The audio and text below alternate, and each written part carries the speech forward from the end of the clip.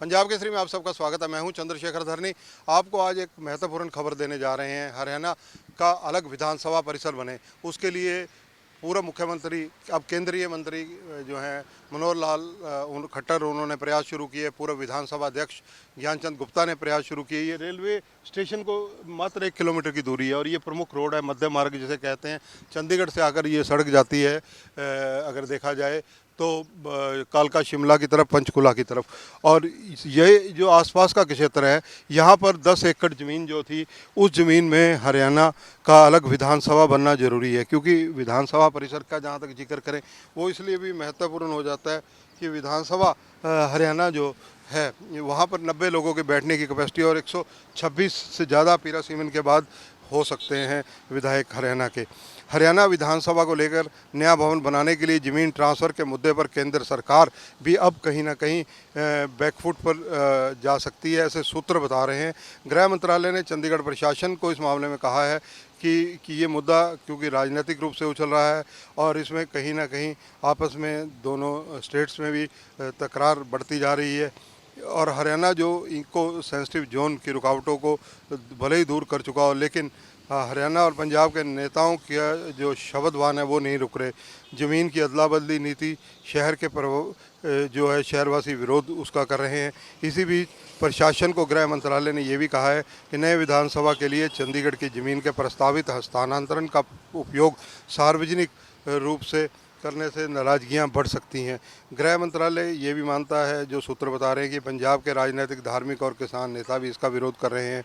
चंडीगढ़ में हरियाणा की नई विधानसभा इमारत बनाए जाने का प्रस्ताव आने के बाद से ही ये मामला राजनीतिक तूल पकड़ने लगा था।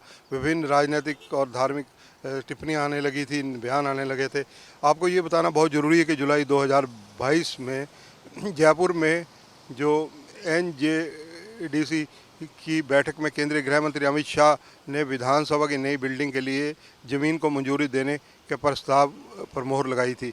नई विधानसभा के लिए चंडीगढ़ की ओर से रेलवे स्टेशन से IT पार्क जाने वाले सड़क के पास 10 एकड़ ज़मीन दिए जाने का प्रस्ताव है। बदले में हरियाणा को 12 एकड़ ज़मीन देनी है, जो मनसा देवी कम्प्लेक्स के पास 12 एकड़ ज़मीन है।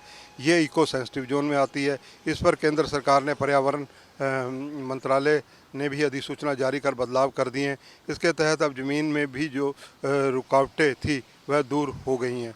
हरियाणा सरकार पहले ज़मीन के लिए 550 करोड़ रुपए देने की राशि जो है मंजूर करने की बात कह रही थी, वो भी प्रस्ताव रखा गया था।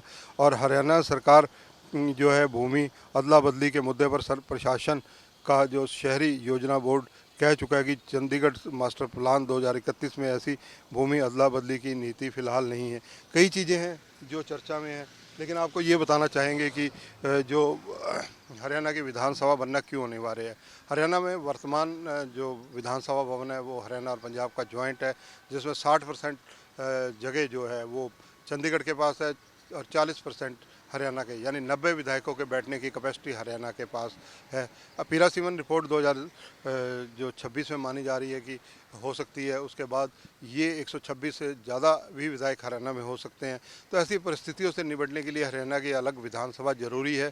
फिलहाल देखना है कि ये जो मुद्दा कैसे हल होता है। केंद्रीय गृह मंत्री अमित शाह जब एक चीज़ करना चाहते हैं, उसके क्या रास्ते निकाले जाते हैं प्रशासनिक रूप से, राजनीतिक रूप से, और अगर कहा जाए केंद्र शासित राज्य UT और हरियाणा के बीच में। कैमरामैन संजय सिंह के साथ चंद्रशेखर धरनी, पंजाब केसरी TV, चंडीगढ़। हमसे जुड़े रहने के लिए हमारे YouTube चैनल को सब्सक्राइब करें और नई वीडियो की नोटिफिकेशन के लिए बेल आइकॉन को दबाएं। अगर आप ये वीडियो Facebook पर देख रहे हैं तो लाइक जरूर करें और ज्यादा से ज्यादा शेयर करें। धन्यवाद।